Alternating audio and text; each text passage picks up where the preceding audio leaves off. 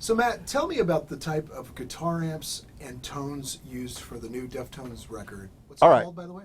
The new Deftones record's called Gore.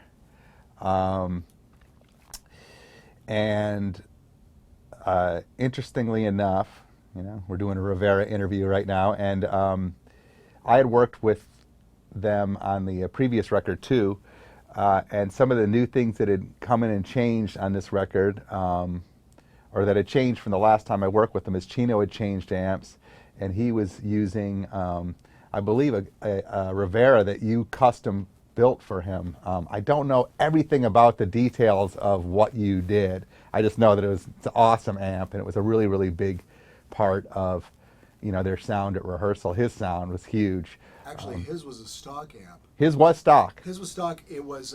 I thought that he had Steph some. that we built. Yeah. Custom, Oh, I know. custom Yeah, channel. Steph, but you built that one channel thing for. But I was under the impression, and okay, well, I'll get to this in a second then, because this is interesting. Okay, so I guess we had his stock knucklehead. We had an amp that Rem got from you that I think did have like a special mod, little channel mod. Okay, It's a five position thing, and I had you make me one of those too, and I have one now. Steph had the one channel one, like the simplified one, but was gnarly. It was really perfect and really kind of tuned for his whole 8-string thing. Okay, and I'll loop back around to this in a second, because we used other amps on the record too, of course, but these amps became a big part of the primary sound of Gore, for sure, like both the big rhythm picture and a lot of Chino's clean parts. Because one of the things that really shines about the Rivera is the really big, deep, clean sound. The clean sounds, which a lot of times, it's funny for me, the clean sounds can be the harder sounds to get, like really beautiful, sparkly, clean sounds with lots of bottom and depth and stuff, and that is where that thing really shined. So kind of reversing, going back a little bit, when I first got involved with them in this record cycle, I wasn't even really sure in the beginning that I was going to be working with them on the record itself. It was a thing where Steph and I were, we spent the summer of 2014, prior to when we began pre-production for that record. We went into a studio, and this is the kind of fun stuff you can do with a cool artist like this. And when we get together, and I've got a huge collection of amps, and he's got a huge collection of amps, and we just went into the studio for a week and just set up all our amps, like tons of amps, like tons of heads, variety of things, and just began making cabinet sims and models for his Fractal. He just wanted to, we had done this back when we did the Koi record, but at that time it was really, really early in the whole cabinet sim thing for the Fractal, and the software had advanced, and our abilities and techniques in getting cab sims had advanced. So we decided we were going to go back in, and we basically went through a bunch of stuff. And 3 of the amps that were there were your 3 Rivera amps, but there was, tons of other stuff. We spent a good week and a half in there, and we must have modeled, 30 or 40 things, maybe even more. I mean, everything, combos. Chino doesn't use the Axe effects, but he just uses your stock knucklehead. And he has the sound dialed in pretty much exactly the way he likes it. And there's a lot of it's clean sounds, and some of it's heavy stuff where he kicks it on and uses pedals and stuff. So that's kind of the story of Gore, like how we got to those tones. Now, what the actual tones were themselves were mixtures of different things, and a lot of them were those Rivera models and combinations of Rivera models and other things. I would use usually like 4 different amp models mixed together in different combinations, and do these kind of prints, and it always had to do with, it has to do with all the kind of decisions you always make when you're doing guitar tones, which is, tempos, what the riff's like, how much bottom you need, what's going on with the bass line, just everything to do with like what the groove and the part of the song is, and so what the size and gain structure you need to represent what you're trying to do with that part, you know what I mean? So that would usually be, and also then how it fits into a left-right picture, because I'm one of these guys, I've done this forever with heavy records, where one side's going to have a different kind of a mid-range curve than the other side. Typically one side's going to be like a bigger, more scoop sound, and then I'm going to try to put a more mid-rangey part into the other side so they kind of fit together like that or like this, as opposed to just having the same shit in both sides or just one thing across. And then sometimes there's some other element in the center to give it a solid center. Name some of the records you did that for, like Slayer? Slayer's, yeah, classic example. Slayer's like, and believe me, I didn't invent this shit. This has been around forever, but that's the thing, it's what's given to you. It's like, okay, I did Slayer, God Hates Us All, and did other stuff with Slayer. And, you know, even back then, you know, when they came to me with their sounds, and they had some really interesting, back then they were using these modded Marshalls with these Boss graphic EQs in the effects loop that overdrove the, I don't know exactly, yeah, you know more about the exact wiring of the thing, but I know that through this process, you got these really distinct tones, and Jeff's tone was exactly that. Jeff's tone was like a more honky, mid-rangey tone, and Carrie's tone was like a bigger, more scooped tone, and Jeff had a little less gain, and Carrie had a little bit more gain, and they fit together great so that you can hear the distinct things going on with each of their parts in the left and right when you pan it. And they wanted to have, you know, they had their sound dialed in, and they knew, you know, Jeff wanted to be in the right side and Carrie wanted to be in the left side. Like, there's things about it based on, am I got that right, or I might have that exact opposite? Yeah, no, Carrie wanted to be in the right, I think, and Jeff wanted to be in the left. It has to do exactly with how they set up live, I remember at the time. And again, this is the kind of, and again, this is the kind of thing that has to do with that, you know, because then in the sound picture, you can hear the distinction between the two parts. And so, yeah, so that's one of the reasons why we do that. And so I have different amps that fit those profiles. There's certain amps that I like for what they do in the mid-range curve and how they fit in as like almost like a second guitar. And I've got my primary sounds that I like for, and this very much has to do with when you construct the guitar sound for a record, like what sound you track first, and then what's the sound you double with. I have my distinct ideas of amps I like as my second guitar sound, and my distinct, and really the Rivera stuff, a lot of times first guitar sound stuff. It's really big. You know, Rivera amps, you know, or at least for the sounds that I'm using them for, almost always they're really big, lots of bottom, very full range sounds. So I usually think of other amps to fit in that secondary role. Or the Rivera's the third amp in the center to add like huge size to a section. Like if I'm doing something and then I want the whole thing to go like this in a chorus or something like that. So in general, you choose the biggest sounding amp for your main, and kind of, narrow yeah, amps to work around it? Yeah, I work the narrow amps in first because why? Because I want to start whatever the biggest thing is going to be how big the thing is. You know, those are going to be the ultimate boundaries of whatever's going on with the sound in that part. So by making that decision first, by defining the outermost boundaries of the tone, then and I work my way from out in frequency-wise and dynamically.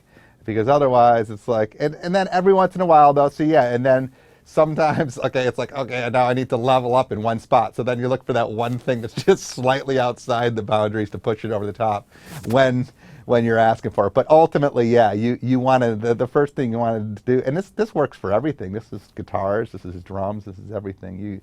You want to work for, you know, you want to define the boundaries of what you're trying to do initially and then work your way into the center. At least that's the way that I compose the sound of a track. That's the way I think. I mix the record as well. I didn't start out thinking I was going to mix the record. I didn't start out thinking I was going to do the record. But things kind of progressively went in that direction. And even though I didn't really see with the Deftones, I have done a record with them before, and I have an idea of what I want the sound to be. And there's definitely a different mindset, even getting guitar tones and everything. There's a mindset as a producer, for me at least, of how I approach a record when I'm mixing and when I'm not mixing. Because when I'm mixing a record, and that's how most of the stuff is these days due to how the business is and budget constraints and stuff, I am mixing from the time I set up the first microphone. You know what I mean? I'm mixing the whole time. Like I'm thinking about the final result. And you always should as a producer and as an engineer. You know, if you're just throwing up sounds to get individual sounds in a vacuum, you're not making records. You got to be thinking in terms of how these parts fit together and how things interact. And so what am I trying to capture and how that's going to end up in the mix is got to be a consideration from the get-go, and that has to do with everything from dialing up tones on amps to how I mic a cabinet to how I mic a kick drum. It's like when I'm setting the kick drum mic down, I'm mixing the record right away. With the Deftones, one of the things about guitars is Steph uses axe effects, and he wants to use the axe effects on the recording because he wants the sound that he's getting on the recording to translate live as close as possible. He's committed to using this device and getting the sound that he wants to get with it, so that what's on the record is what's coming out of his amp when he goes to rehearsal and gets ready for the show. And it's like that is something that's somewhat dictated to me from the get-go. It's a little different, because if I'm producing other records, a lot of other stuff, I may or may not use the fractal, but with this, it's like I know when it comes to his sound, that's the way I'm going to do it. So what that means is, like, I'm still using amps, because that's the whole thing with that thing. I'm not dialing up so much stuff in it as I am doing cab sims of amps, and then using those in conjunction with it. Was the Rivera knucklehead tray a big part of huge that? It was almost a main sound. It was almost on every song on the record. The Rivera, I had told you that after we were done, and it wasn't like I started out going like, okay, this is going to be it, but we made a bunch of models, and those are the ones that just felt right at the time when I was dialing stuff up to get the sounds for this thing. Not on everything, but they ended up being 70, 75, 80% of the record has some Rivera on it. Chino's 100%. Chino, I'm recording his amp, and his amp is a Rivera, regular Rivera knucklehead tray. Deftones is always tricky because there's a lot of things going on that are not standard. I mean, everything about it. You've got Chino with the regular scale guitar tuned down to God knows what, super low tuning. So there's intonation stuff to deal with there and all kinds of stuff there. You got Steph with 8-string guitars. So there's frequencies coming off his guitar that are just not normal guitar frequencies, super, super low strings and stuff like that.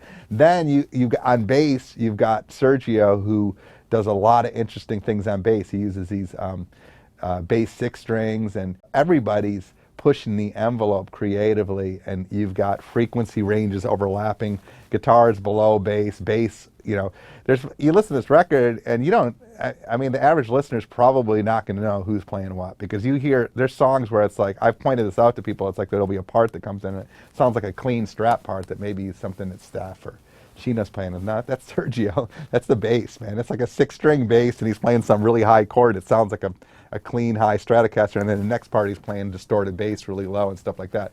Steph's got an 8-string guitar. When he's playing chords, there's frequencies coming off that thing, and just the whole way it hits the amp, it's just different. There's points where you want stuff to blend, but I want Steph's sound to be Steph's sound, and I want it to be distinct. I don't want it to sound like Chino's sound.